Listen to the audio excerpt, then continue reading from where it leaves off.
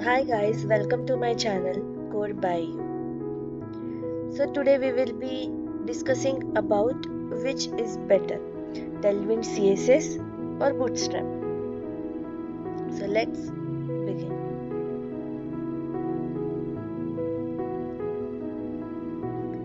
CSS frameworks. CSS frameworks have been a staple of web development over the last 10 years, and with new ones coming onto the scene regularly. It's only natural to question if a new one is better than existing options. So, in this video, we will compare one of the longest running CSS frameworks, that is Bootstrap, with one of the newer ones, that is Tailwind CSS, to see the differences and similarities and how to choose between them. So we will be looking further about what is Bootstrap, secondly what is Tailwind CSS, third why we are comparing Tailwind CSS and Bootstrap, the similarities between Tailwind CSS and Bootstrap, and is one better than the other. So what is Bootstrap? Bootstrap is one of the longest running CSS frameworks still in use. It was created and open source in 2011 by Twitter. One of its biggest draws is that it provides CSS based templates and classes for common components that put responsiveness and mobile first design at the forefront. For example, if you want to make a drop down in Bootstrap, you can use drop down menu and drop down item classes respectively on the container and child elements, and Bootstrap will automatically apply all of the required CSS in the background to style these components as drop down menus or items.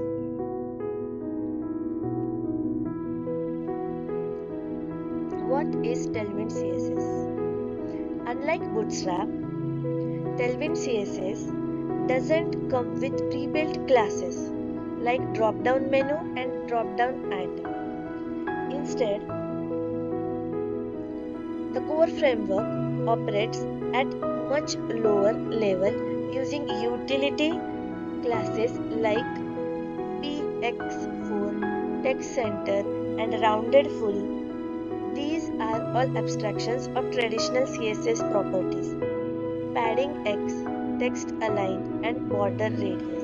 But instead of writing CSS yourself and worrying about these things like class naming conventions, Tailwind CSS handles it all for you, and you just need to use the classes directly on the elements you wish to style.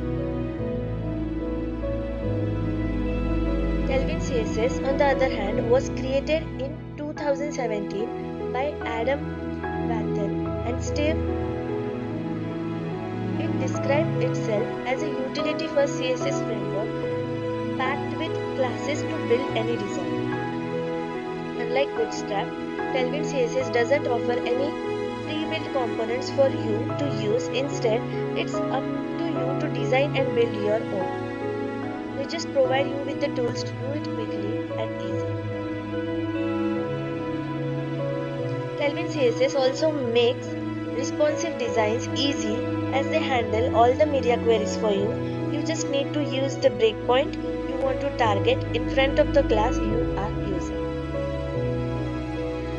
Why are we comparing Tailwind CSS and Bootstrap? Bootstrap, as mentioned, has been around for a long time, and in that time, web and web development have evolved. New technologies and ways of working have become commonplace that we wouldn't have dreamed of in 2011. However, just because something has been around for a long period of time doesn't instantly make it the best tool for the job. We need to keep comparing it to newer tools to establish what the best tool for our scenario is. But why Tailwind CSS? Why are we comparing Tailwind CSS with the Bootstrap? Tailwind CSS has gained a large following in a relatively short period of time, and it has a lot of momentum behind it. It's quickly becoming one of the most popular frameworks used in modern web development. This makes it the perfect candidate to compare against Bootstrap. So, is the new kid on the block the best, or is the old tried and tested method still better? So now we will be looking at the similarities of the Tailwind CSS and Bootstrap. Let's start with the similarities. Both of these frameworks abstract the actual CSS away from your workflow, so you no longer need to worry about writing tons of CSS directly and can instead focus more on building out your user interface. This is because you only need to use the various class names in your HTML markup, and the frameworks will handle all the actual CSS for you behind the scenes. While some say this approach of using lots of classes in your HTML markup leads to a busy looking markup, it's hard to argue against the fact that these frameworks both simplify and speed up the process of building UIs. Although they have been around for different periods of time, they are both in production for high profile and successful companies, proving they can be used in large deployments and at scale.